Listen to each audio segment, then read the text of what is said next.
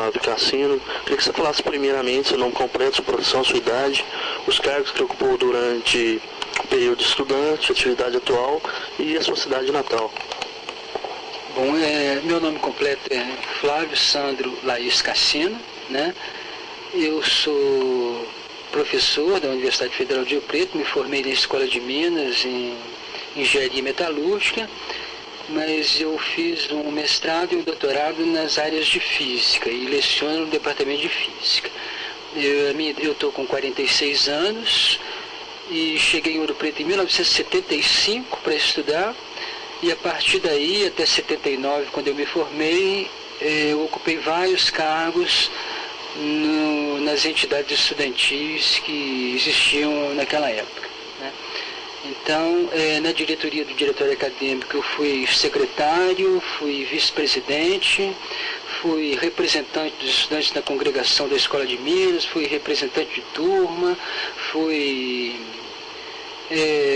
eu ocupei vários cargos de representação estudantil na Escola de Minas. Os mais importantes, naturalmente, que foram os cargos na entidade, né, no diretório, e como representante dos estudantes na congregação da Escola de Minas, que era um papel importante na época e que tinha que ser desempenhado.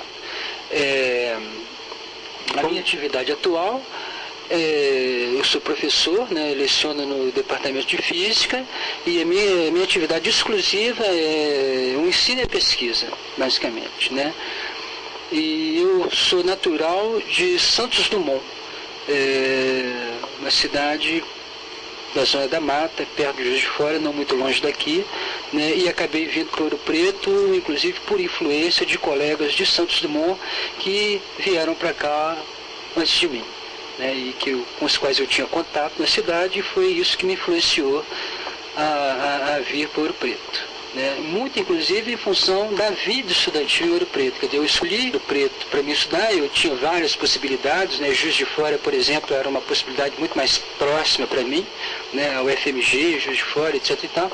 Mas, de fato, eu escolhi Ouro Preto muito em função daquilo que eu conheci através de colegas meus, né, da vida estudantil em Ouro Preto. Em particular, o sistema de repúblicas, né, a própria escola, aquela coisa toda, foi o que me atraiu quando eu vim para cá. Quando você chegou, você já foi direto para a República ou você ficou um tempo morando em outro lugar? Olha, eu cheguei e fui direto para uma República. Eu fui e fiquei morando quase 2 meses na República Aquários. Mas logo que eu cheguei aqui em Ouro Preto, quer dizer, eu era meio bicho do mato, né? Tinha acabado de sair do interior e tal, era a primeira vez que eu saía de casa e tal. Eu, na verdade, me sentindo muito bem nessa primeira república, né? E tanto que eu nem me inscrevi como candidato a morar naquela república. Nesse tempo em que eu morava na Aquários, eu conheci pessoas de outras repúblicas menores. O Aquários era a quantidade de gente na época, né? Moravam mais de 30 estudantes na Aquário, era uma quantidade de gente muito grande, aquilo me espantou um pouco e tal, né? E nesse tempo, então, eu conheci várias pessoas de outras repúblicas que acabaram me convidando para morar na Pureza, em particular, né? Onde eu morei o tempo todo do meu curso, né? Então, na verdade, eu só morei em repúblicas. Eu morei 1 mês e meio na Aquários e em seguida eu fui direto para a Pureza e morei lá até me formar. E a Escola de Minas, com qual quadro dela atualmente? O que você percebeu de imediato que seria interessante para a sua profissão? E assim, qual que eram as dificuldades dessa escola, aparentemente, nesse período? Olha, eu peguei a Escola de Minas num período, vamos dizer assim, complicado da história dela. A Escola de Minas, por uma série de razões, ela havia perdido um pouco uma posição de destaque que ela tinha até aí, né, digamos aí, a época da Segunda Guerra, né? Ela, a partir de então, ela veio numa história de perdas, né? Ela quase se chegou até a pensar em fechar a Escola de Minas, ela teve uma série de problemas, apesar de ter tido uma inserção no mercado, na engenharia, ela teve sempre uma inserção razoável, né? Mas do ponto de vista acadêmico, a Escola de Minas estava num período muito ruim quando eu cheguei aqui. Tanto é que a primeira greve que nós fizemos, ou melhor, desculpa, a segunda greve, a primeira foi pelo preço do bandejão. A segunda greve que nós fizemos foi, de fato, por problemas acadêmicos, era a falta de professores. Nós fizemos uma reivindicação de que se devia contratar professores. Na verdade, foram contratados 22 professores de uma vez só, depois dessa greve, pelo Teódulo Pereira, que era o reitor na época. Então, eu peguei a escola num período, vamos dizer assim, que era um pouco complicado, do ponto de vista acadêmico. Ela não tinha linhas de pesquisa, ela não produzia ciência, né? O curso era voltado exclusivamente para aquela coisa da sala de aula e estudo, sala de aula, estudo, sala de aula e estudo, né? Não havia uma integração da Escola de Minas com as outras escolas de engenharia, do ponto de vista acadêmico. Nós não tínhamos a menor ideia do que se fazia em termos de engenharia na UFMG, no Rio de Janeiro, em São Paulo, no Nordeste, etc. e tal. Então, nós, de fato, nós estávamos um pouco isolados nesse período, tanto academicamente quanto politicamente. Em vários aspectos, a gente estava bastante isolado, né? Logo que eu cheguei aqui, que é, vamos dizer assim, 1975. Né? A partir daí, né, essa situação evoluiu um pouco e hoje, não tem dúvida nenhuma, a gente está numa posição, vamos dizer assim, do ponto de vista acadêmico, muito melhor do que a posição que a gente se encontrava quando eu cheguei aqui. Tanto basta que a gente veja a quantidade de cursos de mestrado, doutorado que foram implantados. Quer dizer, finalmente a gente conseguiu implantar, depois de 100 e tantos anos, implantar os cursos de engenharia, né? A gente considera que um curso está implantado quando ele tem a graduação, o mestrado, o doutorado, né? Ele está produzindo, ele está publicando, etc. e tal. Isso a gente só conseguiu fazer agora, recentemente, né? Então, até então, no período em que eu tive aqui como estudante, né, essa movimentação científica era absolutamente inexistente também, né? E o cotidiano estudantil, como você definiria esse cotidiano e o perfil do estudante nesse período?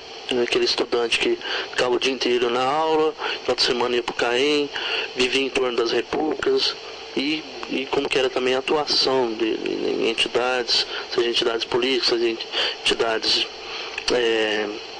assistenciais, seja em atividades de tipo REMOP, né, comissões, como que era isso? De fato, a vida estudantil aqui em Ouro Preto, que foi, na verdade, como eu te falei, o que me atraiu, né, para cá,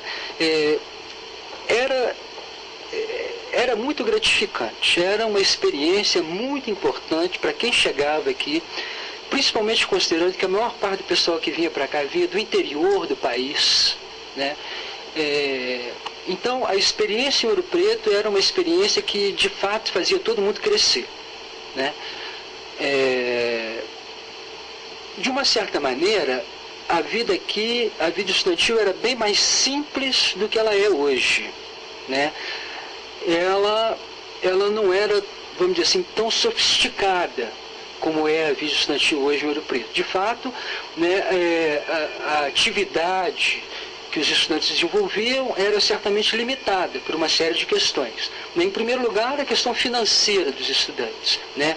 De modo geral, né, a média do poder financeiro dos estudantes que vinham para cá era, me parece, eu não tenho os dados, mas assim, todas as evidências apontam para isso, né, era um pouco mais baixa. Nós não tínhamos possibilidade de comprar o que se compra hoje, de aparelhar as repúblicas, de fazer, né, as coisas que são feitas hoje, né? A escola, apesar de não ter uma atividade científica, de não estar nos seus melhores dias, vamos dizer assim, era bastante exigente, né?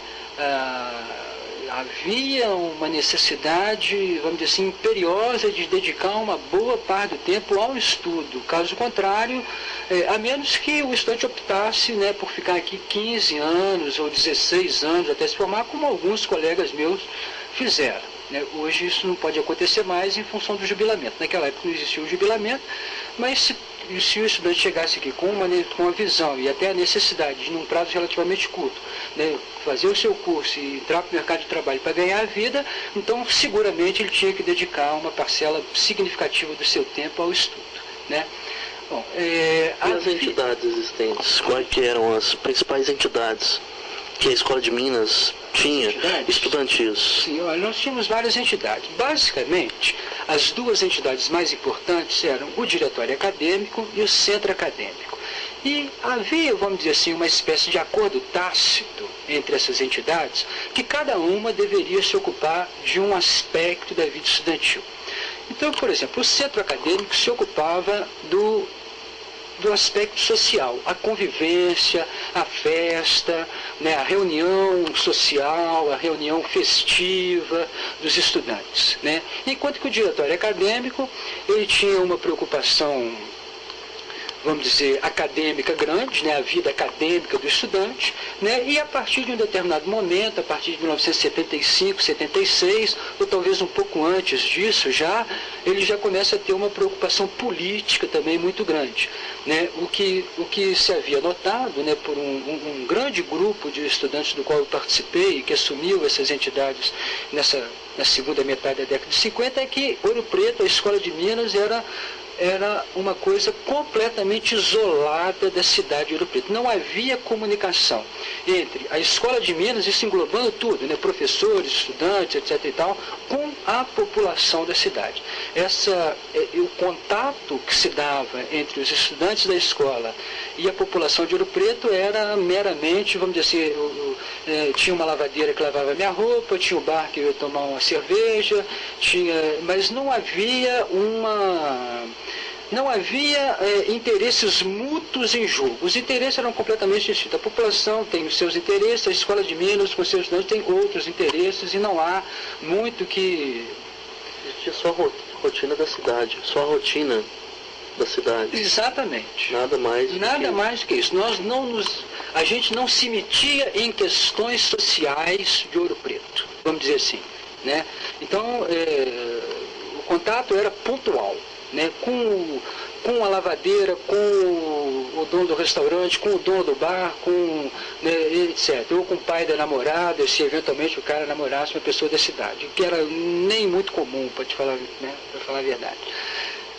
Então, as entidades, o Diretório Acadêmico, então, ele se ocupava mais da parte da vida acadêmica, as reivindicações acadêmicas dos estudantes, e a partir de um determinado momento ele teve uma preocupação social mais geral, com a questão política nacional, etc. e tal.